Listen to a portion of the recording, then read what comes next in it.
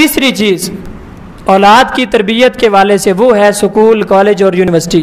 आज आप देख ले, जब से हमारे इदारे तिजारती मराकज़ बन गए हैं, उससे ये है कि मैंने फ़ीस लेनी है, बस बच्चों को जो है वो नंबर दिलवाने हैं। जब से उस्ताद अपने मकाम से गिर के ताजर बन गया है, बिजनेसमैन बन गया है, उसने अपने पैसों को देखा है, उसने कहा कि बस मैंने फ़ीस लेनी है, नंबर दिलवाने हैं, बाकी बच्चा जो कुछ मर्जी करता है वो कहता है मैंने इंग्लिश पढ़ानी है तो इंग्लिश ही पढ़ानी है, इसकी तरबियत मेरे ज़िम्मे नहीं है। हालांकि ये इंतहाई गलत रवैया है। फिर आज कहते हैं कि जो शागिर्द हैं वो अपने असातिज़ा की इज्जत नहीं करते।